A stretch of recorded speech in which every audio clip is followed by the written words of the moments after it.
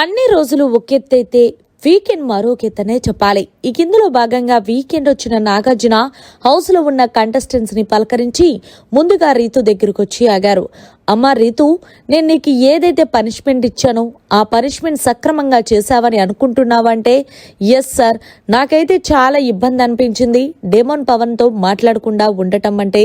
సరేమా, నీకోసం ఒక వీడియో వేసి చూపిస్తానంటూ ఏదైతే పవన్ కళ్యాణ్ దగ్గర ఉన్నప్పుడు డెమోన్ పవన్తో మాట్లాడిందో ఆ వీడియో వేసి చూసావు కదా రీతు, మరి నీకు నేను పనిష్మెంట్ ఇచ్చినా సరే నువ్వు మాట్లాడేశావు. ఇక నాకు నువ్వేం వాల్యూ ఇచ్చావు అంటే వాల్యూ కాదు సార్, నేను ఏదో ఫ్లోలో మాట్లాడేశాను సార్ అంటే అప్పటికి పవన్ కళ్యాణ్ చెప్తున్నప్పటికీ కూడా నువ్వు ఎక్కడా వినలేదు కదా. ఏదేమైనా సరే నీకు నా పనిష్మెంట్ కన్నా డెమోన్ పవన్నే ఎక్కువైపోయాడని అర్థమైంది. సరే సరే సరే ఈ తర్వాత చూసుకుందాం కానీ మరి మొత్తానికి ఈ వారం గేమ్ ఎలా ఆడావు అంటే నేను బాగానే ఆడాను సార్ అంటే నిజంగా ఈ వారం నీ గేమ్ అంతా కూడా చాలా బాగుంది అంటూ హోస్ట్ నాగార్జున చప్పట్లు కొట్టారు. ముఖ్యంగా నీకు ఏదైతే బిగ్ బాస్ సీక్రెట్ టాస్క్ ఇచ్చాడో నెక్స్ట్ లెవెల్ అదరు కొట్టేశావు. అసలు అక్కడ ఇమాన్యాల్ అయితే ఎక్స్పెక్టే చేయలేదు నువ్వు కావాలని గొడవ పెట్టుకుంటున్నానని.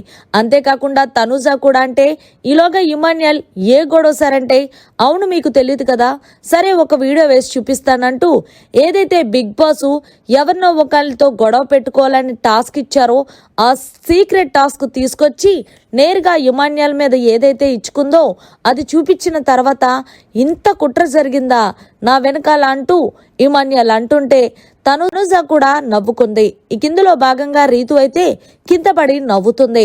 సో ఏదేమైనా సరే సార్, రీతుకి ఆస్కార్ అవార్డు ఇవ్వచ్చంటూ ఇమాన్యాల్ అంటున్నాడు. సో ఈలోగా హోస్ట్ నాగార్జున కలగ చేసుకొని రీతు నిజంగా నీకు ఇచ్చిన సీక్రెట్ టాస్క్ అయితే చాలా బాగా చేసావనే చెప్పాలి. ముఖ్యంగా నువ్వు టాస్కుల పరంగా కూడా ఈ వారం చాలా బాగా ఆడవు, కానీ ఒకే ఒక విషయంలో అయితే నచ్చలేదు. అంటే ఏ విషయంలో అంటే అదే నువ్వు ఏదైతే బిగ్ బాస్ హౌస్లో నేను డెమోన్ పవన్తో మాట్లాడొద్దన్నా మాట్లాడో చూడు ఆ విషయంలో మాత్రమే. సో ఎనీవే నీ గేమ్ ఇలానే ముందుకు తీసుకెళ్ళు అంటూ ఆల్ ద బెస్ట్ అంటూ వీకెండ్ వచ్చిన నాగార్జున గారు అయితే రీతుకి మంచి బూస్టప్ ఇచ్చారనే చెప్పాలి. మరి మీరేమంటారు? వీకెండ్ వచ్చిన నాగార్జున రీతుపై మాట్లాడిన మాటలు ఎలా అనిపించాయి అనేది కామెంట్ చేయండి. మరిన్ని లేటెస్ట్ లైవ్ అప్డేట్స్ కోసం చూస్తూనే ఉండండి మీడియా కార్నర్.